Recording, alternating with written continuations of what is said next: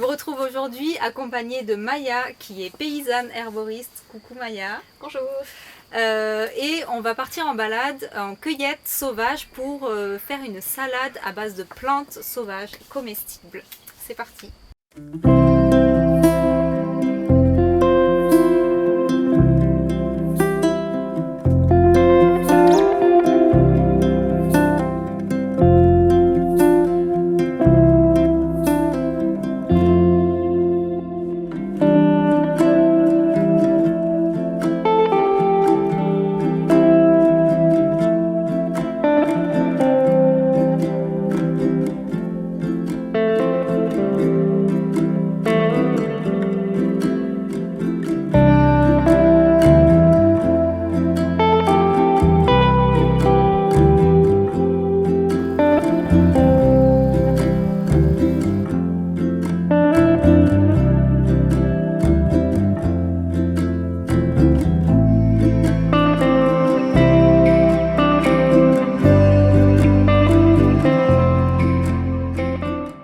Alors, pour la salade, on a mis du damier pourpre, du lierre terrestre, de la lierre, du pissenlit, de l'aquil et millefeuille et du trèfle. Ok, donc est-ce que tu peux nous dire un petit peu les particularités, comment on reconnaît chacune des plantes et puis nous dire un petit peu le goût que ça va avoir. Okay. En fait, ce qu'on va faire, c'est qu'on va les ajouter à une salade laitue normale du potager de Maya en plus. Et en fait, on ajoute des petites feuilles comme ça pour le côté vraiment, pour introduire tout doucement en fait les plantes sauvages comestibles, voilà, les plantes dans sauvages comestibles, voilà, dans l'alimentation voilà. du quotidien pour petit à petit découvrir en fait un petit peu les propriétés, les saveurs, etc. Donc, on n'a qu'à commencer par le pissenlit, que tout le monde connaît. Voilà. Comment on reconnaît ? Bon, le pissenlit, c'est une plante bien connue, en général, on ne peut pas trop se tromper. On la reconnaît avec ses feuilles qui ont des dents très découpées, avec une petite nervure centrale rouge le plus souvent. Et voilà, le pissenlit, donc plante bien connue. On la trouve souvent avec ses grosses fleurs jaunes au mois d'avril à peu près.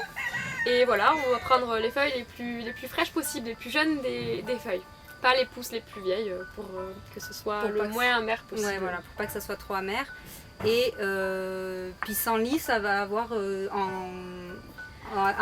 ingéré comme ça en salade, quel genre de propriété ? Alors le pissenlit, c'est une plante qui est souvent utilisée pour ses vertus dépuratives et nettoyantes du foie. Donc c'est intéressant de la manger en jeune pousse printanière pour aider le corps à sortir de l'hiver et à détoxifier l'organisme. On a le petit coq avec nous. Ensuite, on a mis du lierre terrestre. Du lierre terrestre. Alors le lierre terrestre, c'est une plante qu'on trouve assez communément dans les sous-bois. Qui pousse en faisant des longues tiges avec plusieurs étages de feuilles en fait.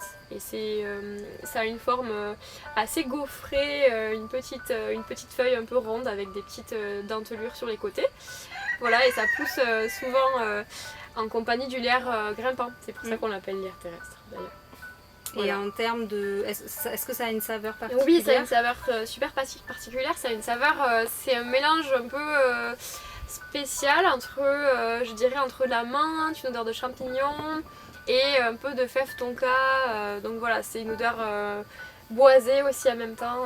En fait, c'est une saveur qu'on ne connaît pas forcément. C'est une nouvelle saveur qui mélange plusieurs saveurs en une.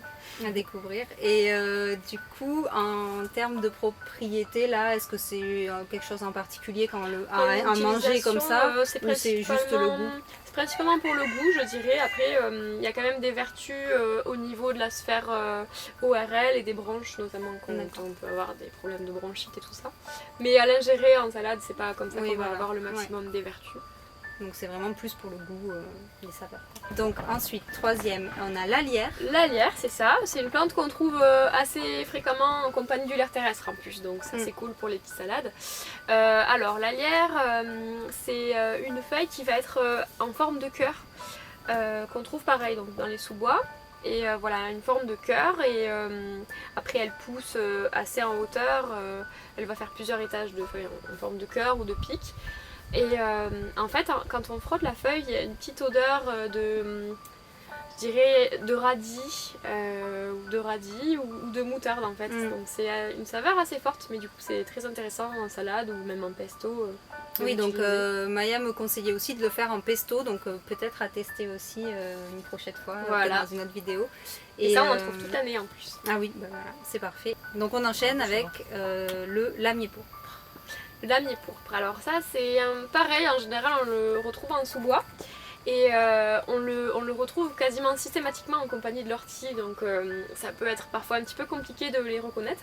Mais le principal facteur de reconnaissance, ça va être de regarder si c'est donc une plante en forme d'ortie, mais qui a des petites fleurs roses, violettes. Voilà. Nous on l'a ramassé avec les petites fleurs violettes au niveau de la sommité. Voilà. On les voit sur la salade, on en a mis dessus. Et ça permet vraiment de différencier, alors que l'ortie pour le coup ne fait pas de fleurs. Ne fait pas de fleurs, en tout cas elle a des fleurs mais qui finissent très vite en graines, qui sont pas spécialement reconnaissables les fleurs. Donc voilà. Et puis si vous mangez de l'ortie, vous allez le sentir. Ouais, l'ortie frais quoi, c'est après l'ortie. Oui, moi j'en fais des soupes, des trucs comme ça. L'aspect piquant. Ouais. Mais effectivement, pendant la cueillette, je pense que la principale chose, faut pas se confondre, c'est que le lamier pourpre ne pique pas à la cueillette, donc là vous êtes sûr de ne pas vous tromper. Et ça a une saveur très intéressante de champignons. En frottant la feuille, déjà on la retrouve vachement, donc ça remplace très très bien le champignon, le goût du champignon. Autre plante qu'on a utilisée, c'est l'aquilée millefeuille. Oui, l'aquilée millefeuille, on va la trouver plutôt dans les prairies pour le coup. On la trouve toute l'année, mais bon, elle est surtout reconnaissable au mois de juin quand elle fleurit. Et c'est une plante qui va avoir des feuilles très très découpées en fait, avec plein de petites folioles qui continuent le long de la feuille. Et voilà, c'est bien de l'identifier quand elle est en fleur pour après pas se tromper si on la récolte au printemps avant qu'elle fleurisse. Et elle a beaucoup de propriétés au niveau notamment externe, elle coupe les saignements, mais aussi en interne, elle va aider pour les règles assez douloureuses et tout ça. Et, mais là peut-être plutôt en tisane ou en teinture. Dans d'autres formes d'utilisation. Ouais, dans d'autres formes d'utilisation. Elle est intéressante à mettre dans vos salades sauvages pour cet aspect nutritionnel, mais c'est vrai que pour obtenir ces propriétés, c'est mieux de l'utiliser autrement. Dernière plante qu'on a utilisée, c'est le trèfle. Voilà, le trèfle. Donc ça, le trèfle, tout le monde connaît. Les fleurs de trèfle, a priori, partout dans les endroits un peu piétinés ou les prairies. Et on peut utiliser, on trouve le trèfle blanc, on va trouver le trèfle violet, le trèfle rouge. On peut tous les utiliser, ils sont tous comestibles. Donc le trèfle violet, c'est celui qu'on trouve le plus communément. Et il a une petite saveur sucrée, donc c'est sympa de l'ajouter dans les préparations culinaires du coup. Et oui, donc c'est celui qu'on mangeait quand on était enfant dans le jardin. Voilà, on mangeait les petits pistils un peu sucrés du trèfle violet. Donc à savoir qu'on peut le mettre aussi dans les salades. C'est sympa en fait en termes de décoration. Pour la salade, ce qu'il faut faire aussi en rentrant, c'est de la faire tremper dans de l'eau vinaigrée. Pourquoi ? C'est important de faire tremper votre cueillette sauvage dans de l'eau vinaigrée parce que on peut vraiment éliminer le maximum le risque de contamination par des microbes ou des bactéries, mais aussi le vinaigre, en fait c'est surtout pour ça, ça permet de faire remonter à la surface les petits insectes en fait qui pourraient être présents dans la salade. D'accord, donc vinaigre blanc, vinaigre d'alcool qu'on trouve partout dans les magasins. Voilà, donc on va laisser un petit peu dans de l'eau vinaigrée pendant 30 minutes à peu près. Voilà. Ensuite, classique, on va nettoyer, rincer, et puis on peut passer au dressage et donc servir notre petite salade de printemps avec des plantes sauvages. Du coup Maya, avant de partir en cueillette, est-ce que tu aurais des petites recommandations pour bien cueillir, faire ça en toute sécurité, voilà, quels sont tes conseils quand on veut se lancer et découvrir ça? Mais je pense que j'aurais plusieurs recommandations, mais déjà le plus important, évidemment, c'est d'être sûr d'identifier la plante qu'on souhaite cueillir. Vraiment, ça c'est le plus important et je dirais même c'est obligatoire d'être sûr qu'on a choisi la bonne plante. Et donc pour ça, déjà les appréhender par le biais des livres ou des vidéos comme ça, et puis essayer de ensuite les reconnaître dans leur milieu naturel. Et après, toujours amener avec soi un guide de détermination ou une flore botanique pour vérifier ce qu'on a trouvé. Et puis je pense que pour faire ça, l'idéal c'est d'être accompagné une première fois de quelqu'un qui connaît les plantes et d'être accompagné sur le terrain pour après pouvoir chez soi les retrouver ou lors de vos balades.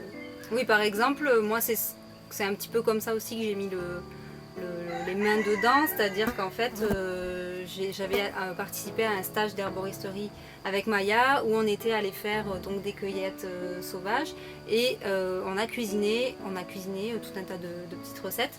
Donc c'était bien de voir en fait en pratique vraiment exactement avec une pro en fait à quoi ressemble la plante, parce que vraiment comme on dit, s'il y a un doute on ne prend pas. Voilà, parce que les risques de confusion avec des plantes dangereuses existent, il y en a quand même beaucoup, même en France, et donc du coup c'est important d'être vraiment sûr de ce qu'on va récolter.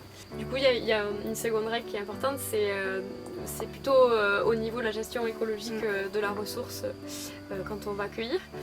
C'est vrai que c'est important de quantifier un peu son besoin pour pas cueillir trop de plantes, parce qu'on peut avoir tendance au début, quand on commence à vouloir ramasser beaucoup, parce qu'on est content d'avoir reconnu la plante et on a envie de l'avoir à la maison. Mais voilà, c'est important de ne pas cueillir trop, de vraiment mesurer son besoin, quoi. Et après, il y a une autre règle qui est importante aussi, c'est de pas... En fait, je dirais que pour savoir est-ce qu'on est dans le respect du lieu de cueillette, le plus important c'est de se dire est-ce qu'on voit une trace de mon passage, et si c'est pas le cas, si on voit rien, c'est que voilà, c'est bon, on a réussi, parce que l'idée c'est vraiment qu'il n'y ait aucune trace de son passage, que le lieu avant et après il soit complètement préservé, c'est-à-dire pas piétiner toutes les plantes, mais aussi pas la même prendre abondance trop, voilà, c'est ça. Parce que bon voilà, on n'est pas tout seul à avoir besoin de ces plantes. La plante déjà elle a besoin de se reproduire, mais aussi il y a des insectes, il y a des animaux qui se nourrissent de ces mêmes plantes. Donc voilà.